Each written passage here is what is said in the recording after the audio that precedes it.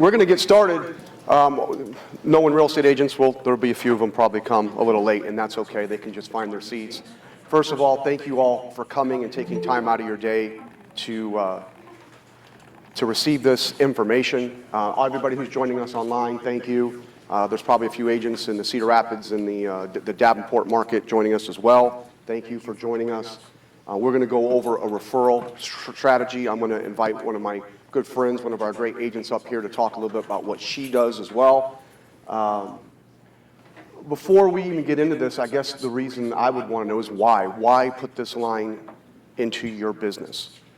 I can only tell you that for the first 10 years of my career, a lot like you guys, I was just kind of rolling around, flying from the seat of my pants, taking bills that just kind of fell out of the sky or happened. And then once I started to focus on the people that knew me best, the people that saw value in me, and I was very focused and intentional on how I reached them on a month, weekly, daily basis, my business completely pivoted. I started to get referrals, I started to get past clients, and really about 90% of my business comes from repeat and past clients. So there are people that do it better than me. One of them I'm going to bring up here. But if my success isn't enough alone, just from the real estate market, you know, I'm able to do close to 20 million a year, sell 90 homes a year, almost strictly off of this. And I will say that if you implement this, it won't happen overnight. It takes a concerted, repeated effort, but over a year and a half's time, you will see it. And some of you are new construction agents in here, and I'm always amazed that new construction agents don't farm their past clients or the people that they've built for. You're always looking for the next new buyer, the next new build. You are really missing the mark on filling in some of those gaps, because as we know, if you've been in business long enough, new construction comes and goes. It's hot, it's not hot, you know. The people that know you, love you, care about you, that see value in you will refer you business and your past clients forever. If you have a strategy to touch them, to talk with them, to engage with them, and maintain that relationship. And make no mistake about it, everything that we do in this industry is about building and maintaining relationships. I don't care if you're in an open house, if you're trying to sell a new build, whatever you're doing in a networking event, that's what we do. We build and maintain relationships. Now, building relationships comes natural for a lot of you people. I mean, you're gregarious, you're affable people. But maintaining the relationship takes a system. It takes intention, it takes effort. Okay, and that's what we're going to go over today. Okay? Before we get into that, I want to invite my good friend up, Jenny Farrell. I have known Jenny for 25 years. Her husband is my father's best friend. He's my second cousin, my father's first cousin, and he's my godfather. I've known Jenny before she implemented this. And I'll let her speak to when she started being intentional about it and what it's meant to her. If you don't take my word for it, take her word for it. Jenny, come up here and just talk. And thank you for doing this, Jenny. She's doing it as a favor for me, and no one does it better than Jenny. That's not true. Thanks, Matt. I'm going to hover by you because I have a microphone, okay? and I like to be next to you. Talk to my chest. So, a lot of you do this better than I do, but I just want to tell you that I'm a living, breathing, walking example of why a CRM and working your sphere of influence really does work. So I was like Matt, 10 years in the business. I thought I was doing 30, 40 deals a year just by my good hair and sparkling personality, because my husband and I, we have a good network of friends. We have a huge family. We have really strong ties to the community, so it was easy to do 30 to 40 deals a year without even thinking about it. And then the Great Recession hit. So people don't remember that you're a realtor. Real estate, obviously we need to know what we're doing, but it's mostly about marketing. If you're not in people's face, they're not going to pick up the phone and call you and say, hey, Jenny, we want to buy a house. So I actually learned this from Matt. We were sitting in the South Side office after the recession, and he was really more intentional and focused about bringing his business to the next level. And he was doing the Brian Buffini system. And I don't know if any of you know about the Brian Buffini system, but I kind of implement that loosely with my sphere. But first of all, who doesn't have a CRM right now? Okay, you guys are one. Tammy, the most highest volume realtor in the room. You're not a good example today. You're not a good example. Yeah. Never had. So mine was in my head, right? Yeah. So mine was in my head. You're not a good example.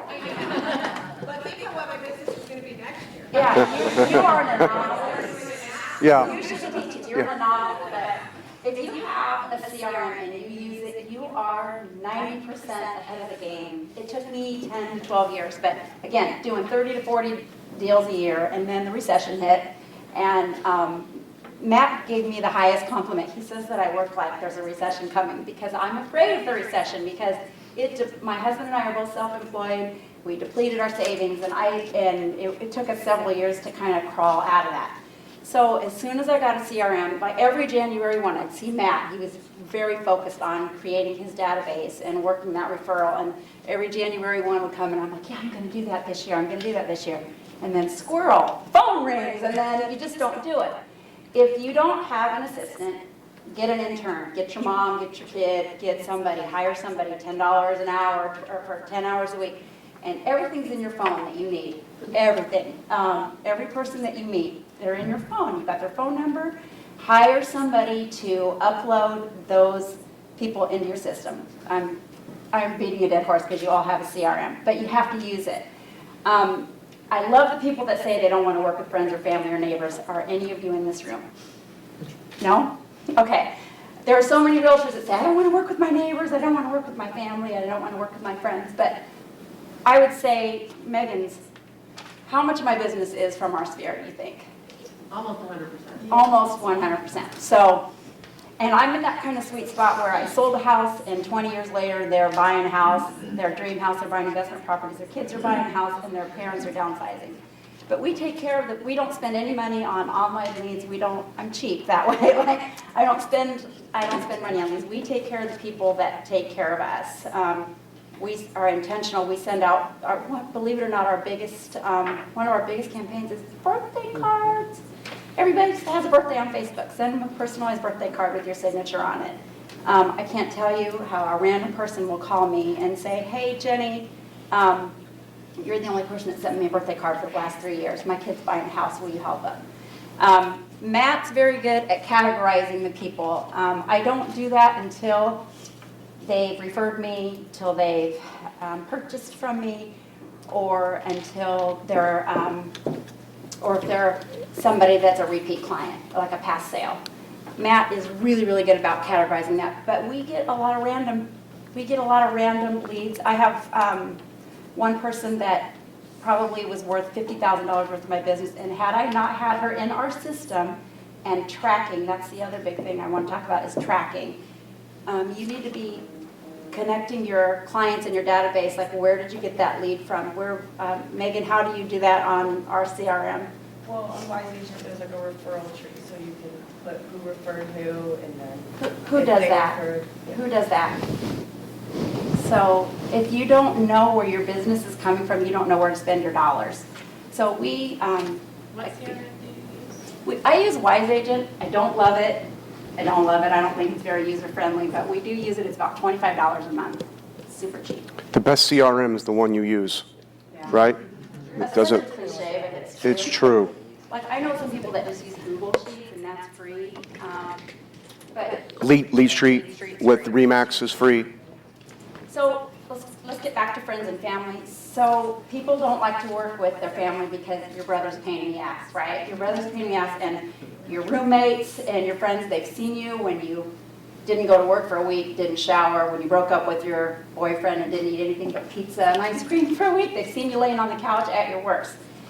But I see that as an opportunity, like those people that are the biggest pains in the butt, that's when you have to step up your game 3 times as much, because then they're going to refer you anyway because they have to. They're obligated, they're your family and friends. They're going to tell people about you anyway.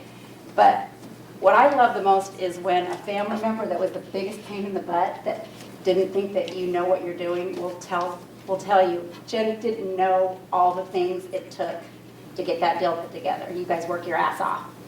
And I know we all do. I'm not saying I work any harder than anybody. I know what goes on behind the scenes, but we don't tell people that. We shield them from all of the bullets that we take. But Matt asked me to talk about the referral strategy, but mine is 100%. I track heavily who gives me a referral and where it came from. We take care of them. If somebody passes my name along, I send them tasty tacos right away. Like, hey, tacos on us. Thanks for passing my name along. Can't use referral, can you? You're not supposed to, but generally when people get $30 gift certificate of Tasty Tacos, they're not going to be turning you in. I would just not tie it to the referral. Just tell them how much they mean to you. Yeah. You mean, thanks for, your friendship means a lot to me. Thank you so much. And then Thanks for supporting my business. maybe not put the word referral in the letter. And I send it right away, like right away, because during that time frame, people like to help, they inherently like to help. So, and then after I meet with the person, I might text them like, hey, these people are great, thanks so much. I can never thank you enough for passing my name along. And then after it closes, I'm taking them to dinner. And then at the end of the year, when you're doing your gifts, your annual gifts, if somebody's responsible for a boatload of your business, you're gonna take care of them. You're gonna, I don't know, like we do, we're big on dinner gifts, but if you know something about them, take care of them. Spend your money on the people that already know and love you instead. I can't tell you how to do your business because I know so many people that are doing so much business from Zillow and online leads, but we just take care of the people that take care of us. We do quarterly pop buys, like we'll drop cheesy stuff off. Talk about that a little bit. Talk about, because I know you did gingerbread houses this year. You did a local gift basket this year of a local goods. So How many people are you roughly dropping that by? So we try to do one every quarter, but we do different people each time. Otherwise, you'd spend every day in your car dropping stuff off at people's homes. But like at Valentine's Day, we did like a big thing of chocolates. We did 20 people, and we try to kind of handpick the ones we're going to do, like because the people that are referring you, they're automatically getting stuff in the system. But How often are you doing that? every quarter, like Valentine's Day, we did some pop. Like, look at Brian Buffini, he's got great pop by ideas, but we like to do original ones. We did leaf bags in the fall, and at Christmas time, It's a great idea. instead of having our holiday party, we bought 100 gingerbread houses, and McCarthy bird dogged them at Costco in October because they quit selling them after that, but they were called gingerbread mansions. They were huge, and they were wrapped in really, really pretty paper, and we drop it on their front porch, and then they were taking pictures of it, like, oh, look what the Jenny Farrell team's like, oh, look at our kids did the gingerbread house, and I thought that was kind of a cool idea. And we do, everybody does pumpkins, but everybody loves pumpkins on the front porch. And we do a tag you're it kind of thing, like you drop everybody does pumpkins, so I don't need to tell you about pumpkins, and those would be for people that we know might be coming into the market or people that have referred us. I mean, we're constantly sending gifts to, I spend a lot of money on the people that know and love me. And so, and I want to tell you about another referral strategy. This is the best $500 I've ever spent. If you have a strong community, like I am still really tight with people I went to high school with, because I went to Dowling, and Dowling has a really tight community. But for some reason, I am like the hookup person. So when people come into town, they'll call me, Jenny, where's the party? And I'm not really a big party girl. I'm actually kind of a homebody. But people, like, I'm kind of the hookup for my class. So at a class reunion, I had little tickets made up. And we had a happy hour. And they were good for free drinks, right? And I had my business card. And I called I went to one of the bars and said, hey, we'd like an area reserved. And I want to put, like, I don't know if it was $500 on the tab or whatever it was, 500 or 1,000, I can't remember what it was. But from that reunion, that little happy hour, I probably, like a quarter, how much of my business is from my Dowling community? Probably at least. I would say it's a lot. I mean, it's a lot. And many of those have bought multiple homes for me. And that's your own people. You're having fun anyway. You're out and being with your friends. Spend the money on them. And like every time I get together with the girls, something comes up about real estate. So if you're intentional about keeping in touch with your CRM, with your database. And, you know, it is kind of gross to monetize your friends and your family, but why not? You're both capitalizing off of it. They're getting your expertise, and you're growing your business. And if you and we all sincerely appreciate our friends and family referring us, but make sure they know that. Make sure that they know how much you truly, truly appreciate it, because, I mean, it's kind of gross it's gross that we have to put out on social media what we did, like what our awards are. I don't like to do that, but we all have to do it just to remind people that, hey, I'm in the business and I'm high level. actually know what I'm doing and I'm high level. I think it's kind of gross to do that, but if we do it from a point of gratitude where you're reaching out to your friends and your family on a regular basis, it has to be consistent. I was doing about 40 deals, but since I saw an immediate difference once I started intentionally reaching out, and I would say it was within 3 months my phone started ringing. Can I ask you how much you did this year? I know you're you're not one to boast. 26 million, I think. How many transactions? 91, too. 91. Can I ask you a question too, just because people that refer you and then you're working with your sphere's friends and family, and then of course you always give a high level of service. Have you seen a snowball effect from now they're fans of yours and it just kind of grows and grows? It's exponential. Like you say, it's exponential. Every person that you work with, they're going to tell 3 or 4 people. So I always look at it, and I know the reviews are always in the back of our mind too, like, oh, I don't want to get a bad review. Screw the reviews. come from the right place. If somebody is happy with your service, they're going to tell 3 people. Everybody right now is talking about real estate. I mean, everybody's talking about real estate. I've never spent any money on online leads, because after the recession, I was keeping my money and I didn't want to invest in my business, but literally listen to him, because I sat next to him and saw his business, and we talked about it. We both were intentional about our business going to the next level. He was more focused on getting that done. It took me a couple more years before I implemented it. But once you're intentional about it, birthday cards are a cheap way to do that. Send them out, sign your name, and don't put it from your business address. And don't do branded cards. We just get them on Amazon. We send out 500 Christmas cards handwritten. We start in October. And then just take care of the people that take care of you. It doesn't have to be a lot of money. It can be, Starbucks cards, everybody likes to get those, but we do tacos, and then their favorite restaurant, or we'll get a gift basket with local goods and drop it off, and then follow up with a call and say, hey, thank you again. I can never thank you enough for you passing my name along. I know you know 100 realtors, but it really means a lot to us. And hey, if you know anybody else that's just like you, give us a call. And this isn't anything you don't know, but I'm just telling you, if you implement it and do it on a consistent basis, it's no joke. It really, it'll give you, especially if we're going to be competing with, I don't want to say the Z word, because I'm not afraid of the Z word, but other companies thrive in the worlds of Amazon and Zillow just by stepping up their game and adapting and doing things a little bit differently. So awesome. That's fantastic. Thank you very much. A couple things I want to say about Jenny, because even 25 years ago, there's something that Jenny has done since day one, and that is the one thing I will tell you guys is the first rule of real estate. She shows up. She's at work every day, often beating me there, and I'm there in the morning most times. I'll go on a Saturday just to grab something. She's there. Now, I'm not saying it has to dominate your life, but Jenny shows up, and that is the first rule. Show up. Jenny works like the sky's falling in all the time. Like she's never going to sell another house again. And she's verbalized that to me so many times. But then she goes out and sells $26 million of business, So I'm hoping that if my word isn't good enough, you can see what she's done. We kind of came up together at the same time. And then, of course, she's taken it to a whole nother level to me. So, and there's other agents doing this as well, Tony. How and when do you ask for review? Is it after the transaction, and then how do you ask? They tell you should do it during the transaction because they're still kind of in love with you. I don't. I don't even read the reviews. I think it just weirds me out, and I don't even read them.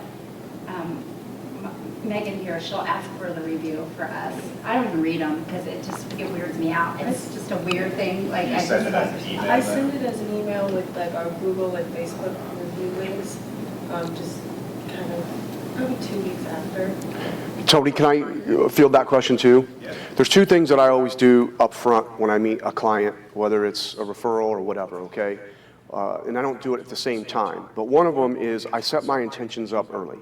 So I would say, hey, Tracy, I'm trying to give you a level of service that when we're done with this, when we're through this, you would go out of your way to connect me with your friends, your family, and co-workers. That's the bar I've set for myself.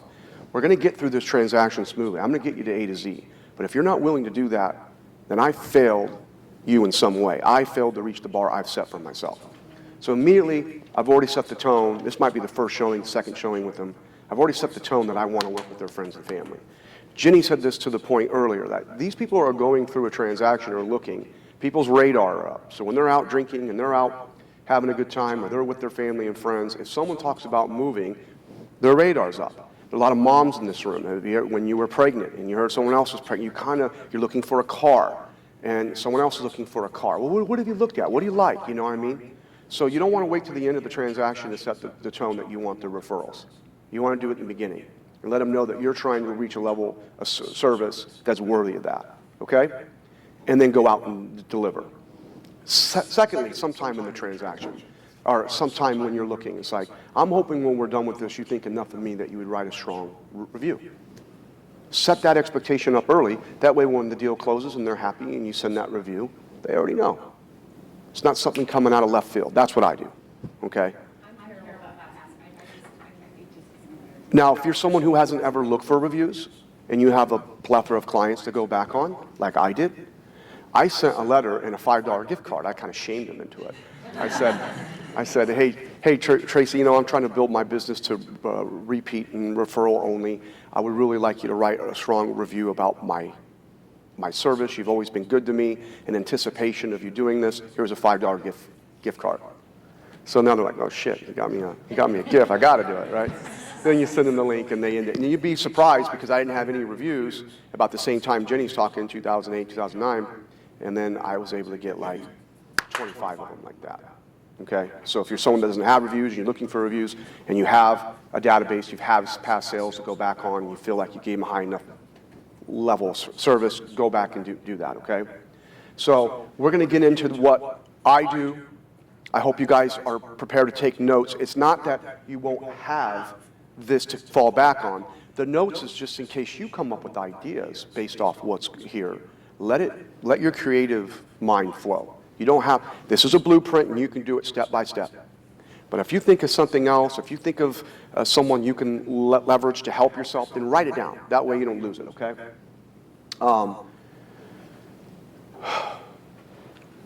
When we talk about building your business at Concepts, we talk about building pillars or lines of business.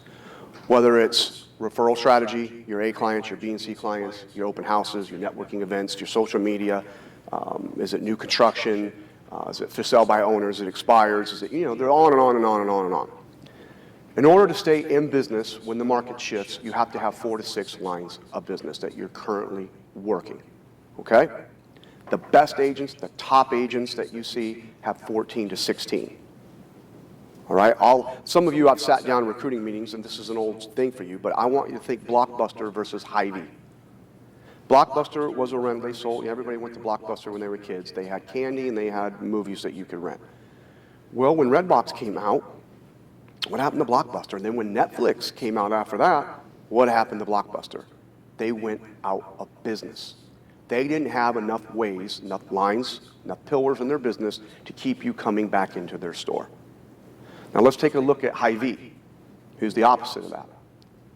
They're a grocery store, they're a caterer, they're a butcher, they're a deli, they're a gas station, they're a pharmacist, they're wine and spirits, they have flowers and balloons, right? And they have a host of other things. There's probably 4 or 5 other ways that they get you to spend their money. And the trick with Hy-Vee is they have 10, 15 lines of business for you to come in. And they track every single one. I will tell you, every manager knows what the butcher did that quarter versus the deli versus the wine and spirits. And of course, they know it as a whole, they know it as a region, right? That's how you run a business. So you have to set a budget for yourself of how you're going to run this line, or how much you're going to spend on online leads, how much time and energy you put in your open houses, and that has to be quantified with value, money in versus money out. But to Jenny's point, how do you know where to spend your dollar if you don't?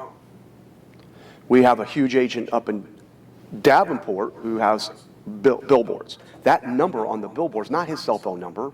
That's a number that he knows when they call it came from that billboard. Otherwise, I think he spent $100,000 on billboards last year. How would he know that that is worth it to spend that kind of investment if he couldn't track it? Does that make sense? Okay. When you have pillars in your business, this is the first one. This is not just the foundation, this is the footings for all you new construction people that you're going to build everything on. And if you don't have solid footings, your whole structure will eventually collapse. And in a world of a business that looks like this, with peaks and valleys when it comes to commissions, right? The more pillars you put in, the more you can smooth out that ride, okay? This is your toolkit here. This is what I use, all right? And this, again, just to give you ideas. First of all, your CRM, I use Constant Contact. Every lead, every person, that goes into that, and they're sorted and qualified as such, okay? I use custom envelopes with my, they're nice envelopes with my business logo on the outside. I use custom stationery. I go and get a lot of gift cards right up front. I don't want to be scrambling for a gift card. Go buy 30 of them. Same thing with Jethro's. I go to Jethro's because there's some location just about everywhere. If you have a friend or something that has multiple locations, do whatever you got to do. My monthly budget for A-level clients, I'm sorry, that's my yearly budget's right around there. I do a newsletter. We have Referral Squirrel, it's here. We have networking events that we do. Now those kind of went by the wayside. And Jenny and I we do that together a lot too. And we'll talk about some of those networking events. Let your creative mind flow and see how you might be able to do those things too. And then the birthday and the sympathy cards. When someone's dog died, I don't want to have to go to Walgreens and buy a sympathy card. I will procrastinate about that, and it won't happen. I go buy 20 sympathy cards. I go buy 20 happy birthday cards, maybe 50. I go buy another 50 congratulations cards, just congratulations. I have them at my disposal. Same thing with the Jethro's. I'll go buy 10 of them. If you have to run somewhere to get it, you'll find something else to do. So invest, all right? Every pillar that you set up will require an investment. You don't open up a boutique store selling clothes and it's empty. You have to buy the product in order for people. You don't open up a restaurant and hope that people come in and order something without having the tables, the chairs, the glasses, the booze, the food. You have to invest. You are running a business, okay?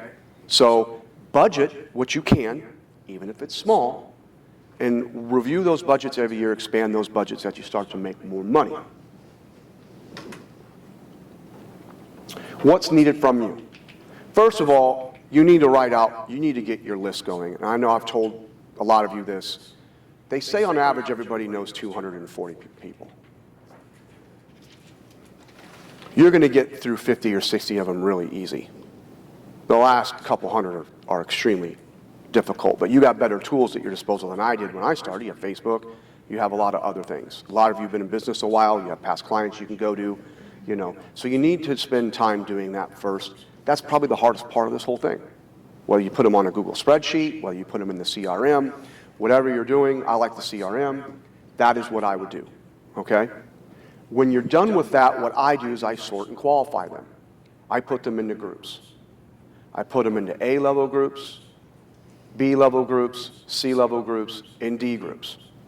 The A group are the people that are actively referring me business, or people, if you're starting this from brand new or you are a brand new agent, people that would refer you business based on your relationship with them. They know you, they love you, they see you as a high character person, okay? And if you touch them in a specific way so many times, you know that those referrals will come in, all right? It's okay to start with 10 people. You don't have to have 50 people on your A list. In fact, if you're new at this and you're setting smaller budgets, I would encourage you not to. Probably not have more than 20. Your B people are people that are your friends, acquaintances, business owners, things like that, okay? Your C people are people just outside of that. And then your D are people that maybe you've had a bad experience with, people you don't necessarily like, people that rub you the wrong way. It stands for delete. That D can stand for a couple things. But these are people, you have to understand that people gravitate towards like-minded people. So if these are people you didn't get along with, chances are they run with other people that you're not going to get along with. Life's too short to work with a bunch of people you don't get along with. Okay? Here's what we need. We need names, home addresses, email address, phone numbers, and spouse's name. Now, if you want to get crazy, like I got that at first, and then as I started to get deeper with it, I started to get their kids' names, their birthdays, their anniversaries, things like that, okay? Home anniversaries if you sold them a house, okay? Start with the top. If you have the time, go to the bottom, but definitely start with the top, okay? That's the minimum that we need, all right? We use the CRM, and then we're going to go over what I send out on a monthly basis. I only send it to my A clients. I want you to think of your A clients as your fan base, your fan club, if you will. You know, bands have fan clubs, and you get access to their tickets before anybody else. You get discounts on gear. You get, you know, there's a lot of ways to run this, but to use the Buffini analogy, your A clients are sitting first class in your airline. They're getting the comfy seat, they're getting the free cocktail, the little meal, they're getting their own server, they have extra leg room, right? Your B and C clients are riding coach. And your D clients are in the cargo bin. Okay? And we're going to treat our A clients a little differently than we do our B and C clients. And I'll tell you this, that I ran this business, this model off my A clients exclusively for a long time. Did nothing with my B and C. I built this business just with my A clients. I started out with 20 of them. All right? Then as I got deeper and wanted to do more and more, I started incorporating B and C. Okay? Referral Squirrel is something we have that's available to you guys too. It's an extra touch. It's an email. You can put it on a newsletter. It's a nice thing. It's actually very affordable to do. Generally, it is service-based related, where you might get like 2 free draws with any purchase of an entree to a new restaurant that came out, something like that. I don't know the cost of that anymore, but and then we're going to go over networking opportunities. Everybody in this room has passions outside of real estate, I hope anyway. You know, whether it's cars, whether it's fashion, whether it's sports, whether it's your church. We have one gal, you're going to laugh at this, but I think it's brilliant. She owns ducks. She has ducks, so she's starting this, I don't know what you call it, like a fowl and pheasant group. You know, because people have chickens, you know, people have these hens. So she's going to get with like-minded people that have these and figure out ways of the best feed and how to keep raccoons out and how to care for these people. And if that's your, I don't care how screwy it sounds, if that's your passion, there's other people out there that are just as weird as you, you know, and you should wrap your arms around all that weirdness because people want, you know, and there's a lot of stuff. And whether you're, you know, a comic book person or you collect baseball cards, I don't know what you're all into. That's up to you guys. But I would find like-minded people and wrap your arms around those networking groups, okay? All right. Every month, 10 months a year, I write a handwritten note. I'm going to take that back. I type the note. I sign the letter. I do write on the envelope their address, okay? And I put a gift of value in that letter. Sometimes they're scratched tickets. Sometimes they're iCubs tickets. The iCubs, they are. I leverage my contacts with like a furnace or HVAC person I know. Sometime in like November, send them a $25 gift cards for their cleaning and service, and tell them, say, hey, here's $25 gift card for your furnace cleaning. It's important that you do this to optimize the life of your furnace and its efficiency. Always thinking of you. If you ever know somebody that has a real estate need, I'd be internally grateful for you to make that introduction. Sincerely yours, Matt. Okay, that's how that letter goes, right? October, we do a pop by. I do the pumpkins, or we do a pumpkin patch event. November and December, Jenny and I usually do a networking event as well with Santa. And then January, we go the $25 gift card to a CPA that you trust for your tax prep, you know? So there's all kinds of different gifts. September, football's getting ready to come out. You can do the magnets. Everybody does the magnets. People love the magnets. They love to have the Iowa Hawkeyes and the Iowa State and UNI schedule on their fridge. Okay, I've had people call, like my grandpa, like, where's mine? I'm like, oh shit, I forgot Grandpa. I gotta get one over to Grandpa. So they love that. I know a lot of people do that, but if people love it, do it. There's conversion charts that you can send out that has your logo on it, that goes cups to quarts and all these things, that if you know someone, I mean, they'll stick that thing on their fridge forever. That thing has a shelf life forever. I'd walk into a house, and Stuyvesant did that, and the whole thing's tore up, but it's still on the damn fridge, you know. So I sign every letter personally, and I send it out. Now, there's two things I'm doing with that A letter. Number one, I'm sending them something of value, which the law of reciprocity will start to take over. I give, I give, I give, I give. Eventually, you feel the need to give back. Secondly, I always ask for the referral on the letters, or the introduction. I got away from the word referral. I asked for the introduction. And I'm training them to make the introduction. How many of you, especially you experienced agents, how many of you have been somewhere and they say, hey, I gave your card out the other day, a couple weeks ago, and you know damn well that card isn't coming back to you. That's not the way it works. They might have intention to call you when they're ready, but they're going to go to an open house. They're going to meet someone like Danny, who's got all this charisma and knowledge, and they're going to feel good about him, and they're going to just write with him. This happened to me last night. Gal called me, I'm getting ready to list her house. She goes, hey, my neighbor's moving. I was telling her about you. She says she knows your family from St. Anthony's. She might reach out. I text her back. I said, that's awesome. Thank you so much for recommending me. Is there any way you could get permission to give me her contact info so I could reach out to her? Within 10 minutes. There's her name, there's her number, there's her address.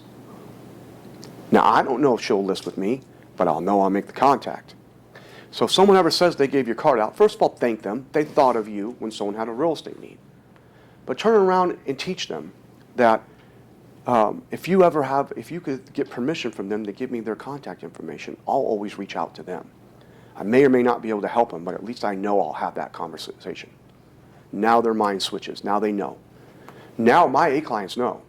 I mean, it won't even be a phone conversation. It's just text, hey, this buddy of mine told him all about you. Here's his number. He's expecting your call.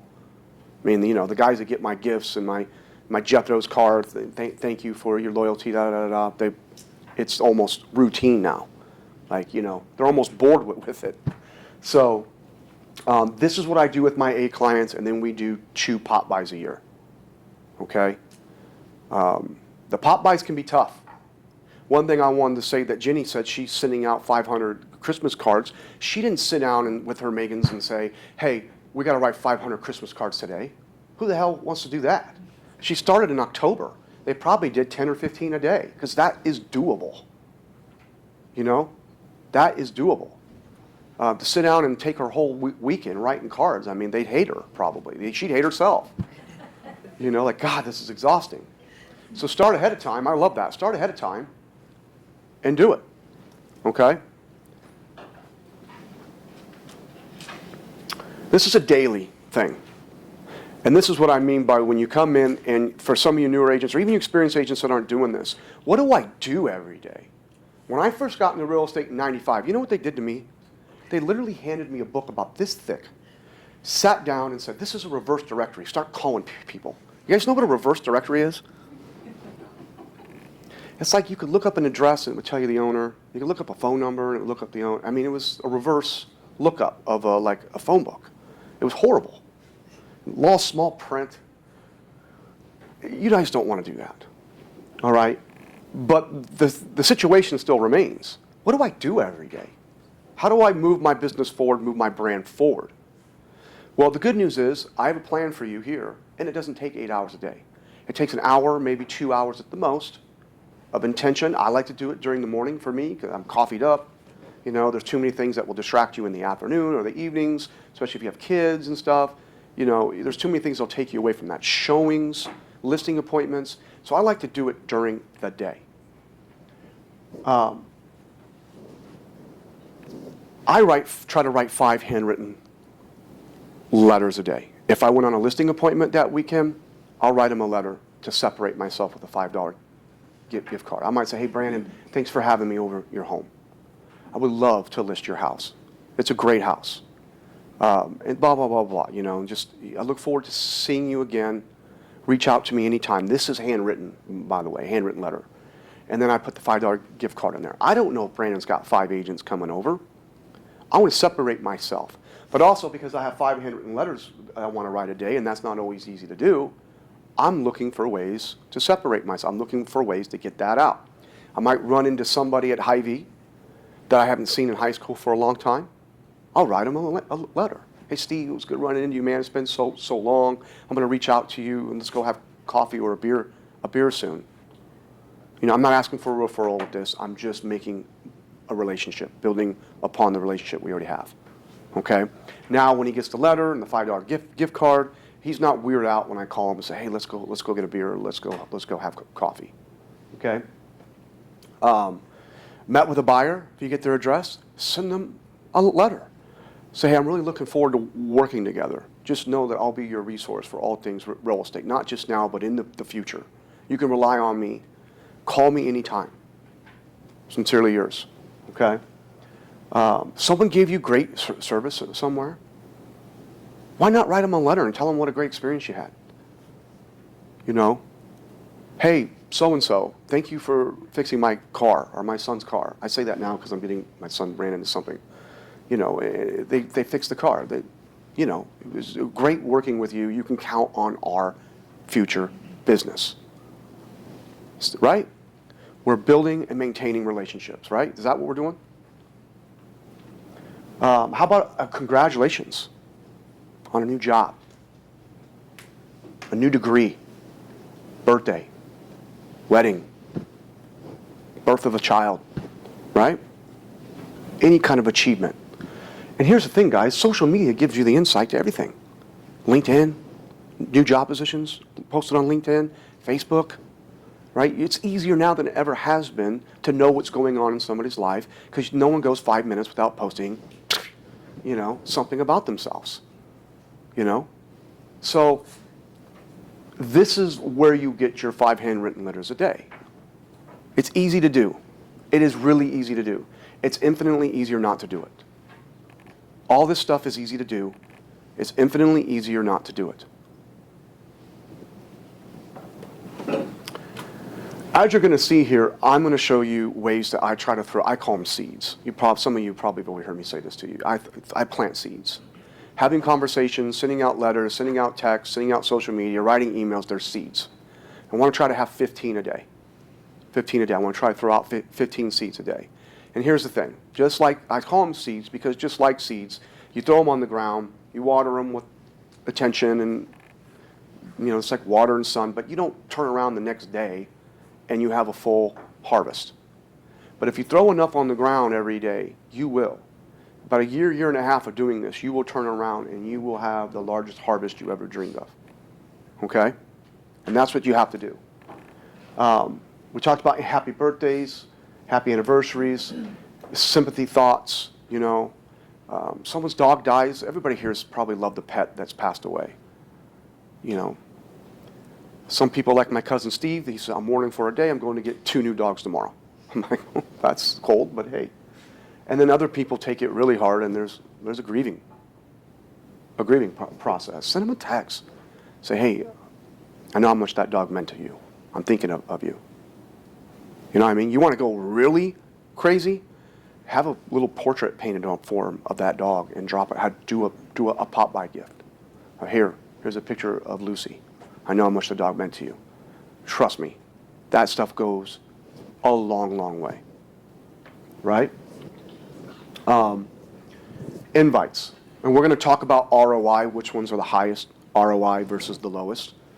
But you should try to connect with one person from your A clients and one person from your B clients about every other week with coffee. I say coffee because it's cheap. You know, coffee doesn't cost a lot of money. You might spend $10 on the whole thing.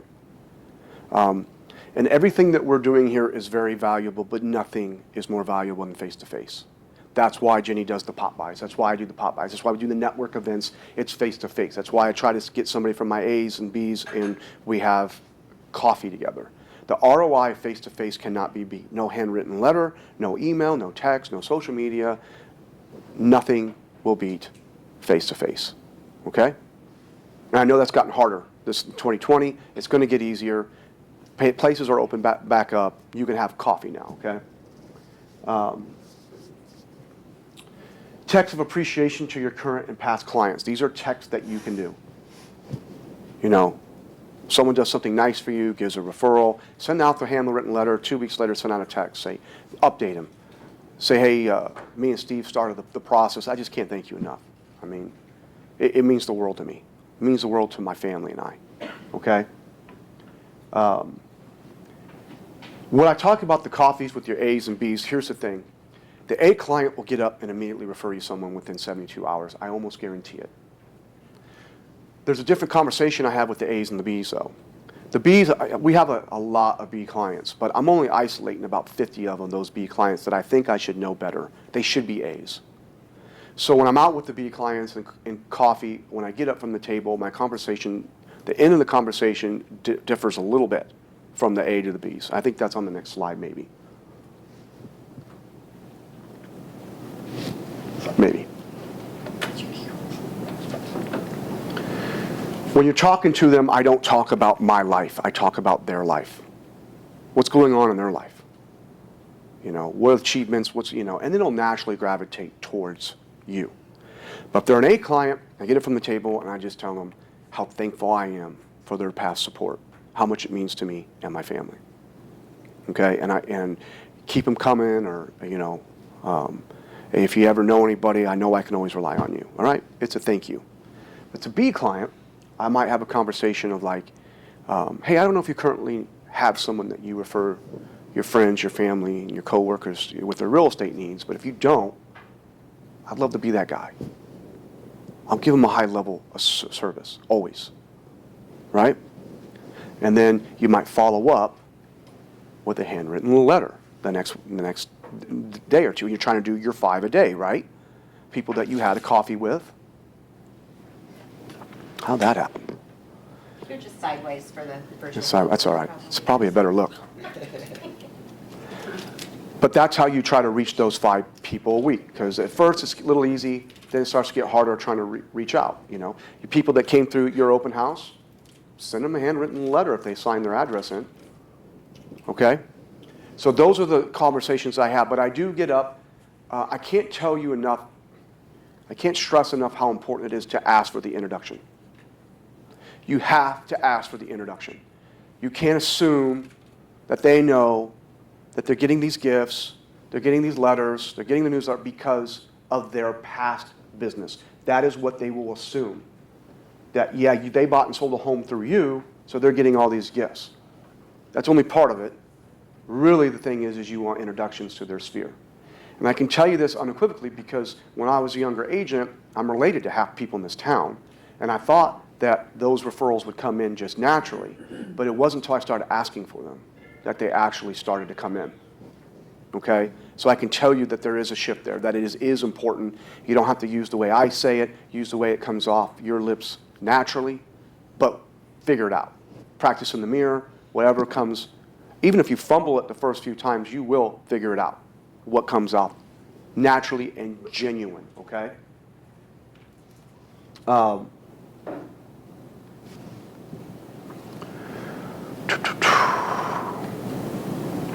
These are all, you guys will have a copy of this, so you don't have to take notes on the whole thing, but it just gives you ideas of who to reach out to outside the box, okay? If you run into, maybe you're introduced to someone, your wife introduces someone that she works with. You know, mine works at a hospital, so if she introduces me to a surgeon, guess who's getting a handwritten letter the next day? Hey, doc, it was really good to meet you. Look forward to seeing you again. You know, those type of things, all right? It stays with them. It stays with people. Reverse networking events. Jenny and I do this a couple times a year. We weren't able to do it this year. We used to do a haunted mansion at the Grand Mansion. We decorate the place like a haunted Halloween place. There's like 3 stories of spooky stuff. We invite our clients and their kids, and they come through and run all over the place. And a little bit of a funny story, you know, we had fogging machines the first year. Remember that?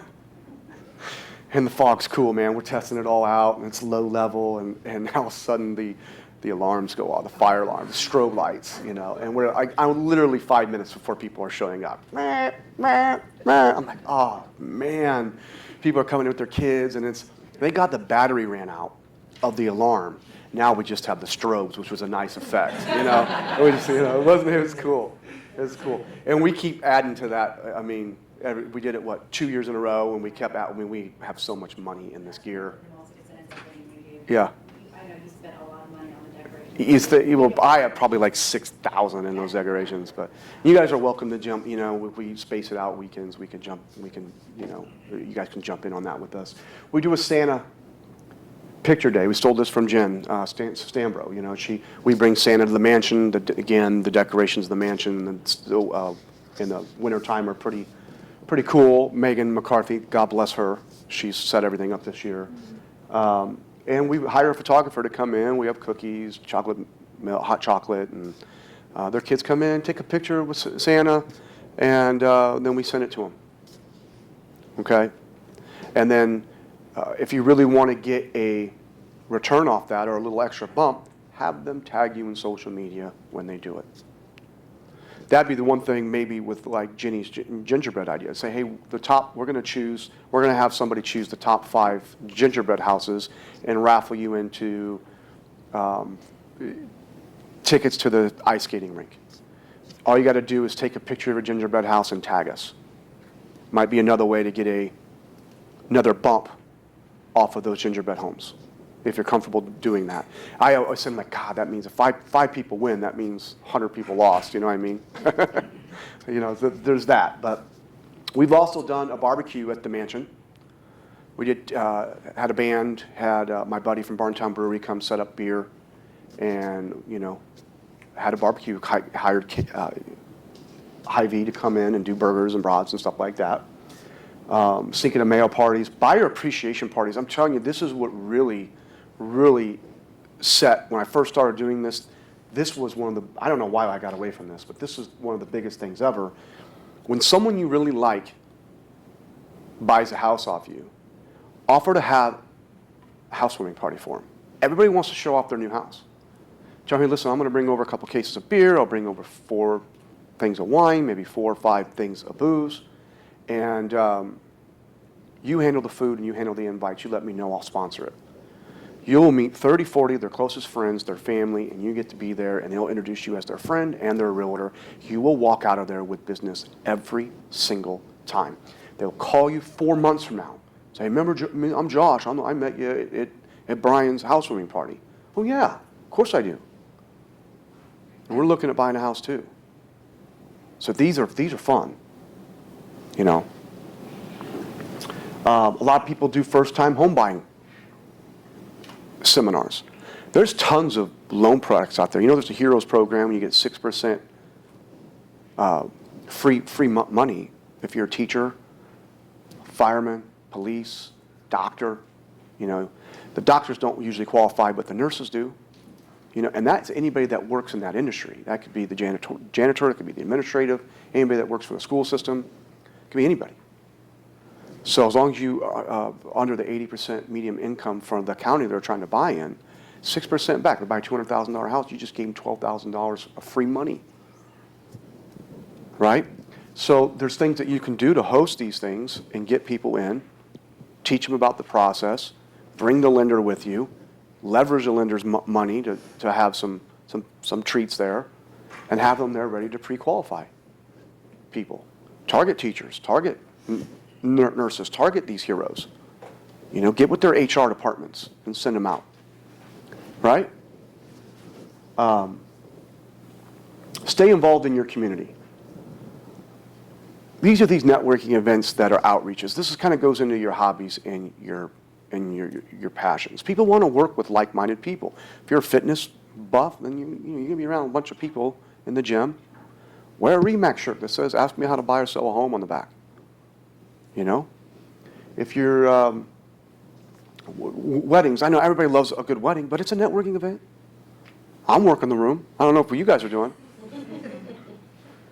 Funerals, I'm not really working the room, but it is cleaning up the funerals. But it is a respect thing. And generally, when they're weddings, someone's going to be buying a house together. And when there's a funeral, a lot of times there's an estate that needs to be sold.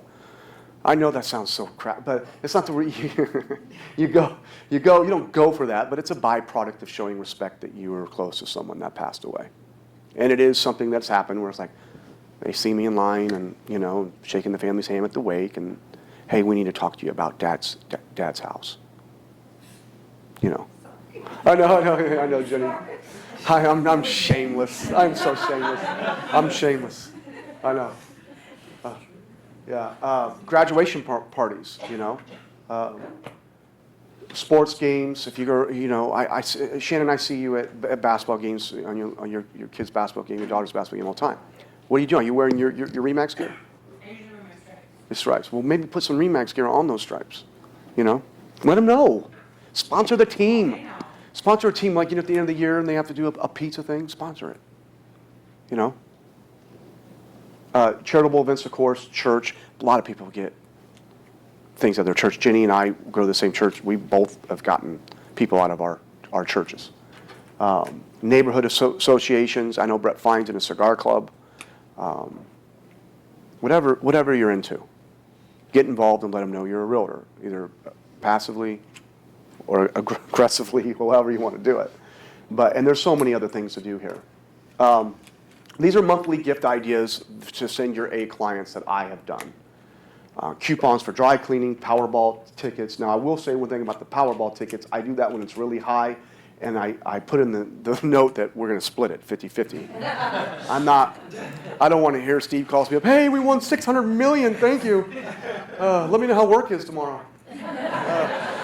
You know, so I'll actually keep the original and send them a copy, or vice versa, and I'll sign the back. You ain't walking away. I want my $300 million. Okay. Scratch-off tickets we usually do in March because it has the lucky, and then of course you have, you know, St. Patty's Day, kind of a luck thing. The coupon for the CPA we talked about. The coupon for the HVAC we talked about. Matinee tickets, Brenton skating rink, coupons for window cleaning, coupons for carpet care. Here's the thing. A lot of these things are free. People want to tap into the people you know. So if you have somebody that owns 5 dry cleaning businesses around town, hey, would you give me $25 coupon for any bill over $100 or $150 for dry cleaning? Let me funnel some new people that know about you into your store. You know, same thing with the CPA and the HVAC. The HVAC people sit there and slap a sticker on their furnace. If something goes wrong, who do they call for future business, right? Jolly Holiday Lights is something we used to do every year. Tickets to the Cubs games, gift card to coffee houses, the magnets for the football schedule we talked about, the conversion chart.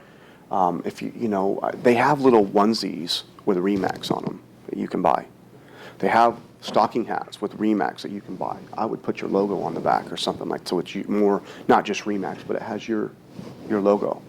Someone has a baby, go drop them off a onesie. You know, why not? Use your imagination. Again, whatever you can think of. All you know business owners in here that you can leverage and they can leverage you. Think about them, okay? When I first started this, I didn't have a big budget either. I think I started out with like, want to do, I don't know, it was like $4,000 a year on the whole thing. And started with 20 people. But those 20 people each referred me somebody, and then those people that I was referred to started to refer me people, and it just started to grow, okay? Big drawing end of the year, you know, with people that make the most introductions for you, whatever you can think of. Coupon to Earl May. Everybody loves in the springtime, go get themselves some flowers, or here's what I tell you don't do, mistakes. Don't send chocolate in the mail, it's too thick, it won't get through. Don't send a keychain with your logo on it, it won't go through. And don't send forget-me-not seeds. Your male friends will not like that so much when you send them flowers like that. And he's like, what is this? Those are some of the fails where like the post office will give them something, they have to come in and pay for it. And they get their letter and they're like, what the hell, chocolates? You know, so yeah. Seems obvious enough, but I was young, I was stupid. But there really is no bad idea if you can connect with your people, okay? And let your imagination run wild with it. The key is to do 10 a year and try to mix it up a little bit. Don't send the same thing every month, every year. And just so we're clear, these kind of things are going to your A clients. Just my A clients. Okay.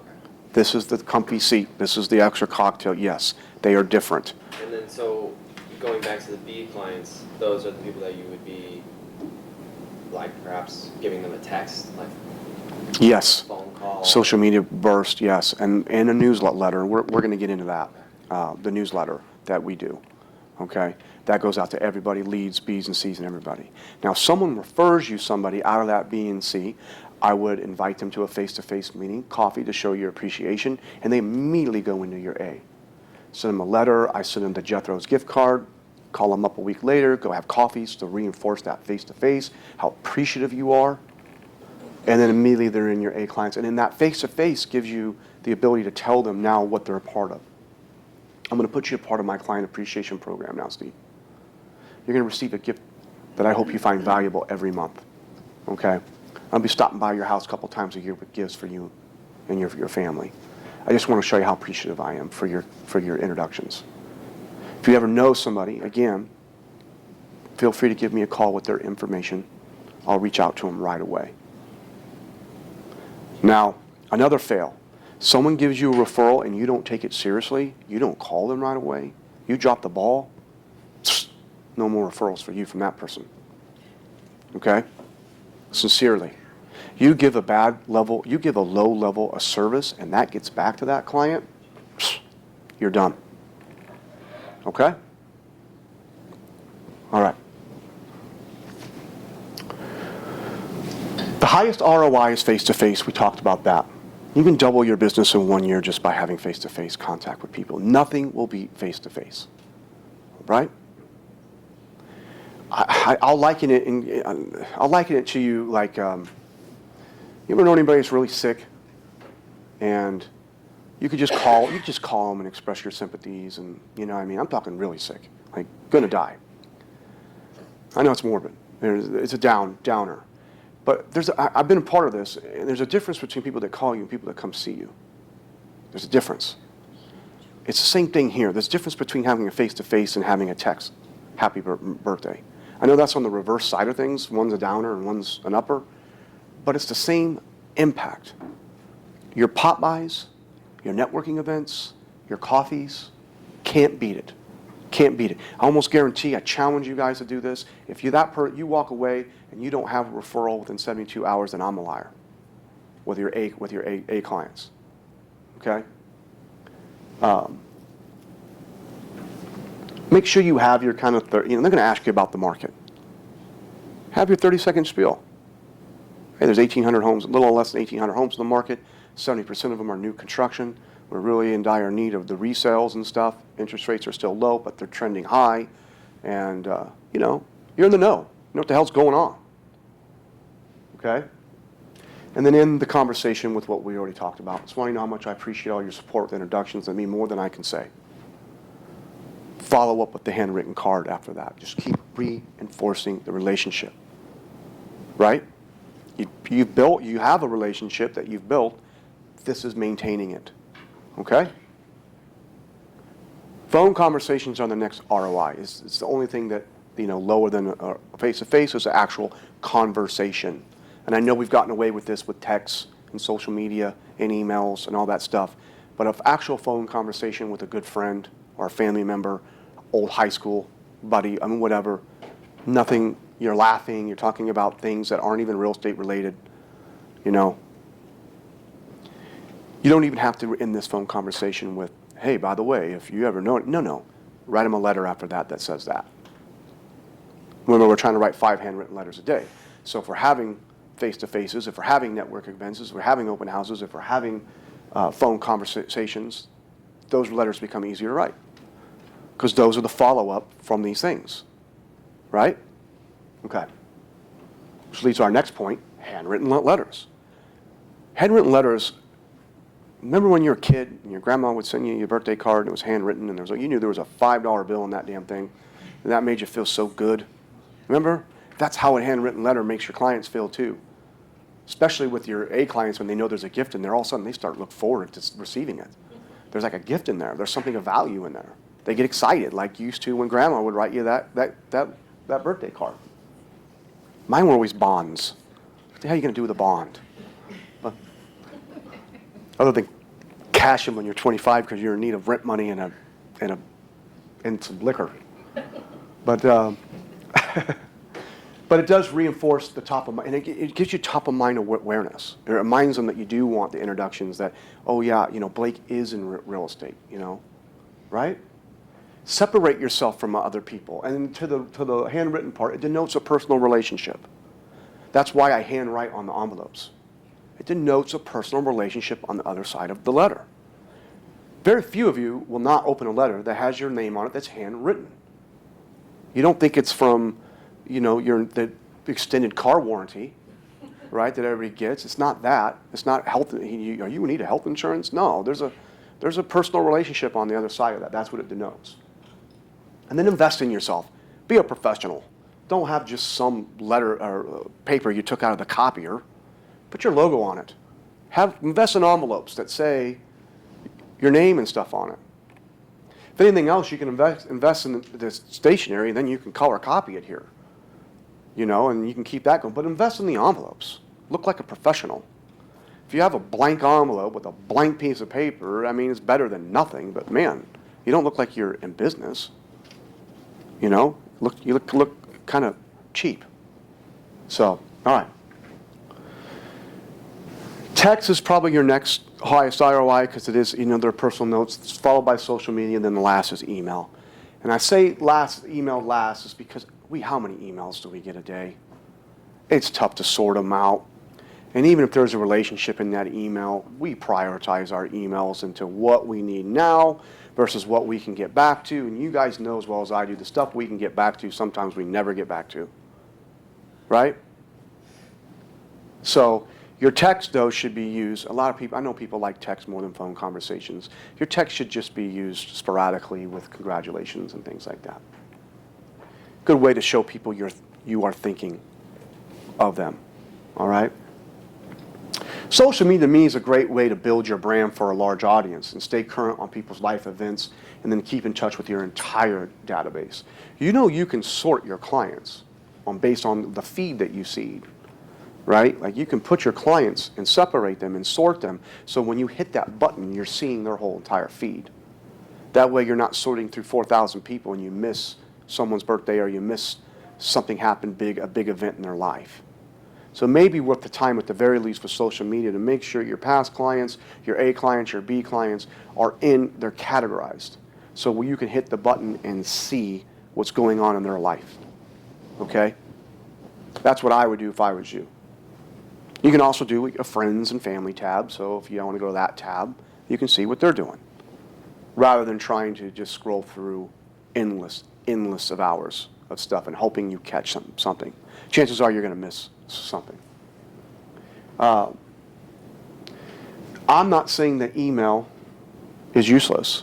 I'm just saying it's your lowest ROI. People think they're getting mass emailed at times unless it's personal. Okay?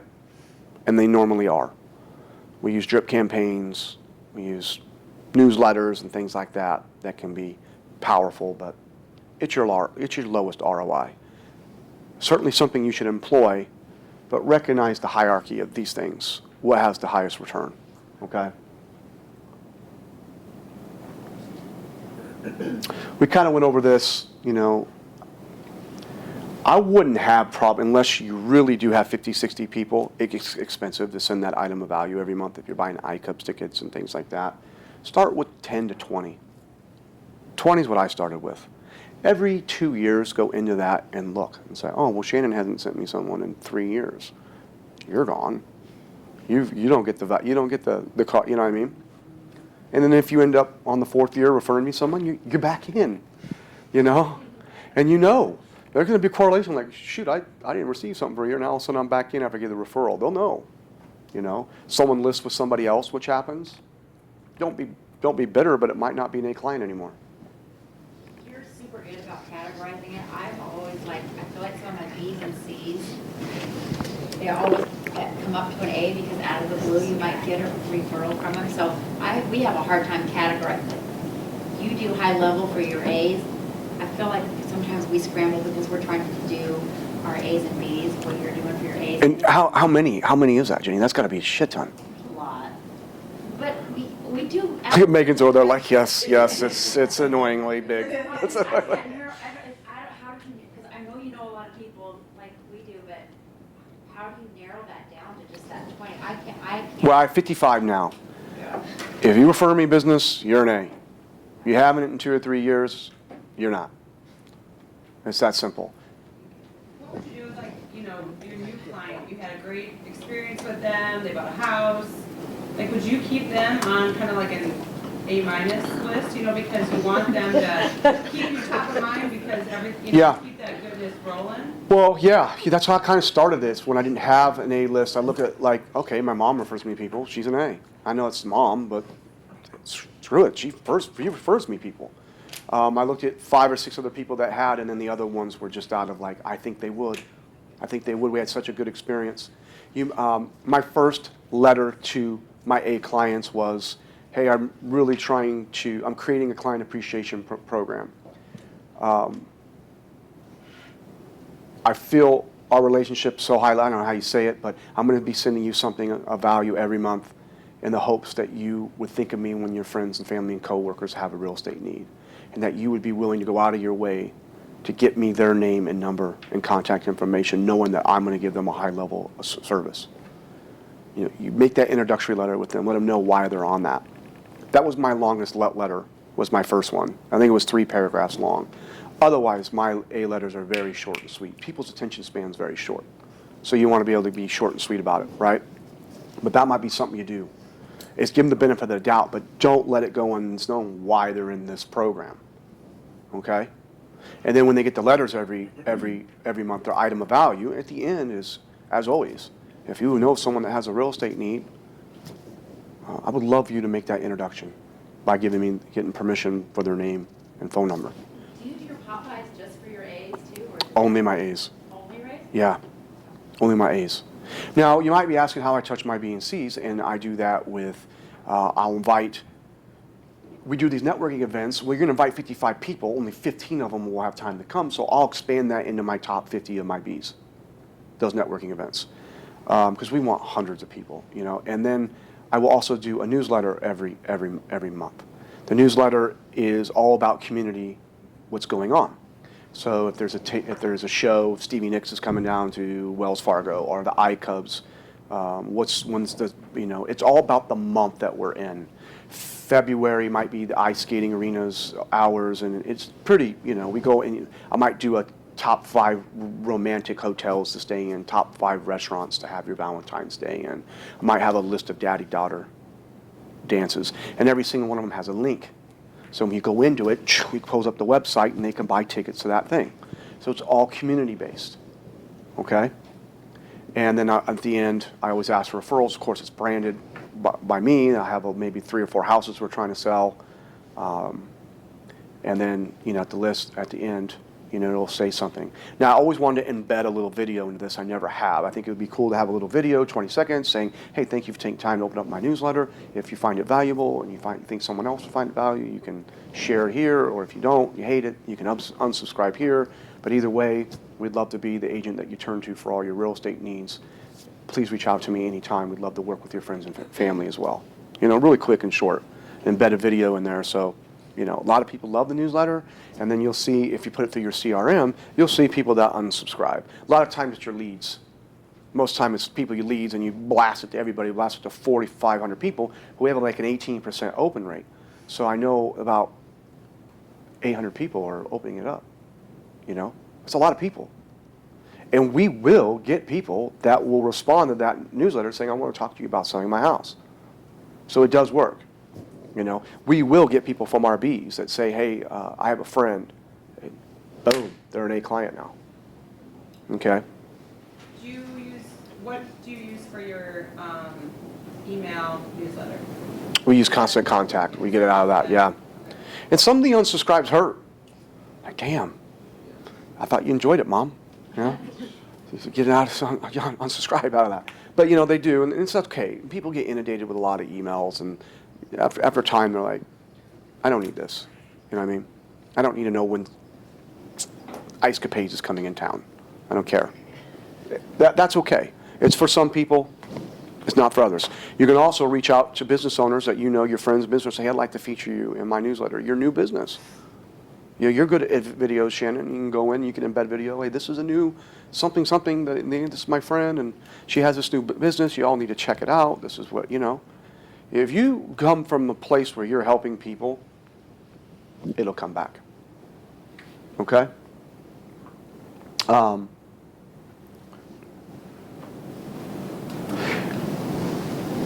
Ooh likes this thing called FROG. I think it's family, recreational, occupation, and goals.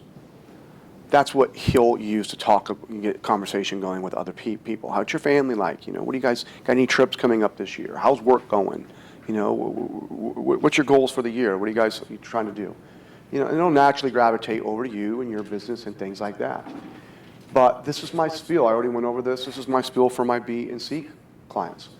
Joe, if you don't have anyone you're currently referring your friends, family, coworkers to for their real estate needs, I'd love to be the person you make introductions to. Really would mean the world to me, and I'll go out of my way to provide the best service in the industry for them. Then I follow up with a handwritten letter reiterating that. So I have a conversation with them. When we get up from the table, I'm shaking their hand, giving them that spiel, then turn around a couple days later, writing a handwritten letter they get a couple days after that.